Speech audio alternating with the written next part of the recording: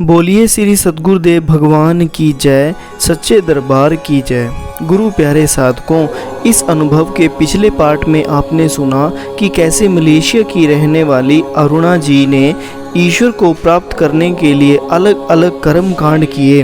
उन्होंने भारत भ्रमण भी किया और यहाँ भी आके अनेक पंडितों से और अनेक लोगों से ईश्वर के बारे में वार्तालाप किया, पर उनके मन को कोई संतुष्टि नहीं मिली।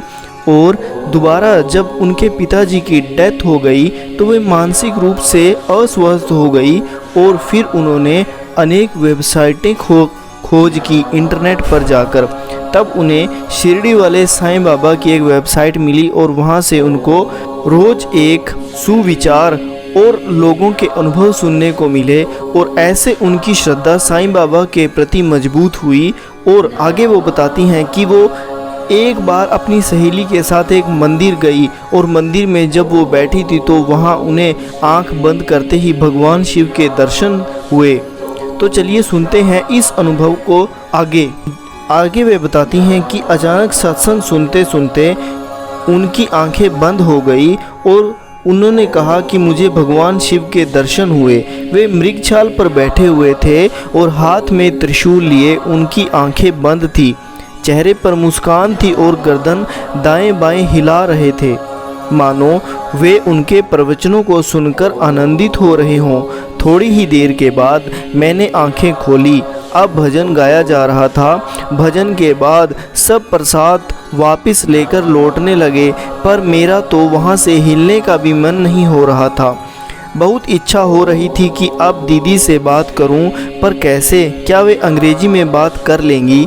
खैर, डरते डरते मैं उनके पास पहुंची। इससे पहले कि मैं उनसे कुछ कहती, उन्होंने खुद ही मुझे अपना और अपने मिशन दिव्य ज्योति जागृति संस्थान का परिचय दे दिया, वह भी अंग्रेजी भाषा में। फिर मुझसे मेरे बारे में पूछा। उनकी वाणी में इतनी मिठास और अपनापन था कि कुछ देर बातचीत करने के बाद ही इन्होंने मुझे अपने आश्रम का पता देते हुए वहां आने का आमंत्रण भी दे दिया।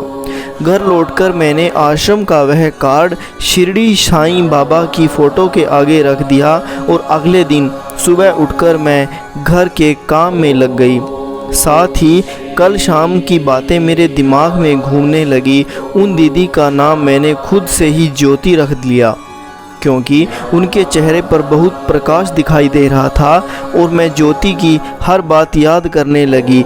जब मैं मुंह धो रही थी तो मेरी आंखें बंद हुई और उन चंद क्षणों में की एक आकृति दिखाई दी। लंबे बाल, लंबी दाढ़ी, मुस्कुराता गोल सा चेहरा प्रकाश से घिरा हुआ था या बना हुआ था। इससे पहले कि मैं यह समझ पाती, चेहरा गायब हो गया। मैं सोच में पड़ गई कि ये कौन से भगवान हैं। आज से पहले तो मैंने कभी इनको देखा भी नहीं है, ना कभी इनके मंदिर में गई, ना इनकी कभी कोई फ़ोटो देखी, ना कोई मूर्ति देखी। खैर, बात आई गई हो गई। शाम को मैं इंटरनेट सर्च कर रही थी कि तभी अचानक एक वेबसाइट खुली।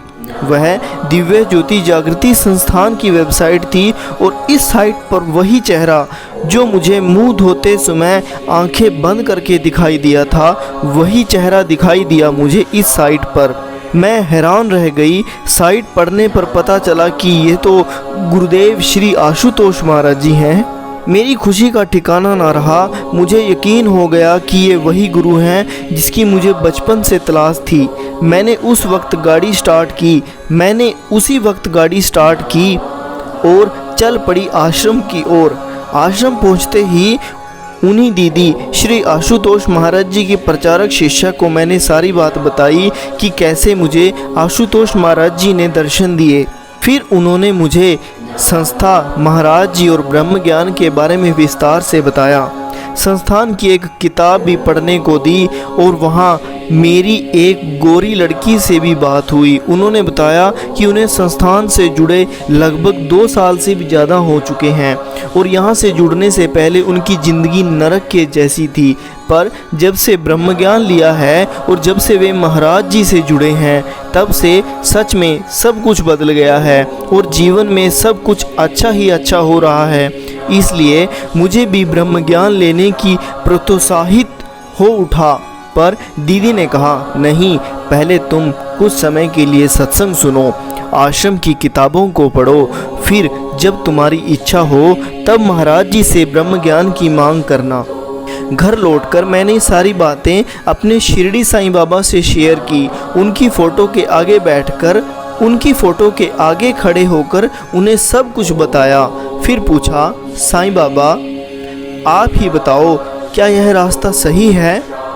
क्या ये गुरु सच्चे गुरु हैं? क्या आपने ही मेरी प्रार्थना पर ये जीते जागते सच्चे गुरु मेरी ज़िंदगी में भेजे हैं? ये सब प्रश्न करके मैं सो गई और रात को साईं बाबा मेरे स्वप्न में आए और वे मुस्कुरा रहे थे। मेरे देखते ही देखते आशुतोष महाराज जी बन गए। श्री आशुतोष महाराज जी शिरडी वाले साईं बाबा बन गए और ऐसा एक नहीं 3-4 बार हुआ। और अब मेरे मन की दुविधा दूर हो गई। मुझे पता लग गया कि शिरडी साईं बाबा ही आज के आशुतोष महाराज जी हैं। मैंने अगले ही शनिवार को आश्रम जाकर ब्रह्म ज्ञान की मांग की। जब मुझे ब्रह्म ज्ञान मिला तो बहुत प्रकाश दिखाई दिया। अनंत रंग भीतर बिखरे दिखे। ऐसा दिखा जैसे कि मैं हिमालय पर हूँ। वहाँ साधना में बैठे संत भी दिखाई दिए। नदी, झरने, गहरी खाइयाँ दिखाई दी। दूसरे ग्रह, नवग्रह तक की झलकें दिखाई दी। दिव्य संगीत सुनाई दिया। और जब मैं साधना से उठी तो ऐसा लगा कि जैसे शरीर हल्का हो गया है, मन से सारा बोझ उतर गया है और दिल का वह खालीपन, सूनापन जो आज तक मैं महसूस कर रही थी, जो किसी ने भी आज तक मेरे दिल का खालीपन नहीं भरा था, और आज वह मेरा दिल का खालीपन भर गया है और दिव्य आनंद से मेरा मन हुलारे मारने लगा। जिंदगी के 30 सालों में जो मैं खोज रही थी वो मुझे आज मिल गया। मेरा जीवन धन्य धन्य हो गया। अब तो गुरु महाराज जी से बस एक ही प्रार्थना है, हे गुरुवर, पश्चिम देशों के लोग ब्रह्म ज्ञान के अभाव में बिलख रहे हैं, रो रहे हैं और प्रार्थनाएं कर रहे हैं, यतीमों सा जीवन जी रहे हैं, अंधकार और पतन की गहराइयों में गिर रहे हैं। अपनी कृपा, अपनी किरणें अपने संतों को वहाँ भेजो ताकि वह महान ब्रह्म ज्ञान को प्राप्त करके हम सबका भी कल्याण हो। और आपसे यही प्रार्थना है कि हे गुरुवर, हमें सदा अपने श्री चरणों से ऐसे ही जोड़े रखना। गुरु प्यारे साधकों, अगर किसी साधक के अंदर सच्ची लगन, सच्ची भक्ति और सच्चा प्रेम हो तो गुरु महाराज जी वो यहाँ क्या, वो 7 समुद्र पार भी क्यों ना हो, गुरु महाराज जी उसको ढूंढ ही लेते हैं। बस हमें ज़रूरत है उस सच्चे प्रेम की, उस सच्ची भक्ति की जो हमें महाराज जी तक पहुंचा दे। और गुरु महाराज जी के प्रति हमारा समर्पण ऐसे ही बढ़ता रहे और हम गुरु महाराज जी के ऐसे ही करीब रहें। गुरु महाराज जी अगर दर्शन देते हैं तो सिर्फ़ और सिर्फ हमारी भक्ति और लगन को देखकर ही हमें दर्शन देते हैं।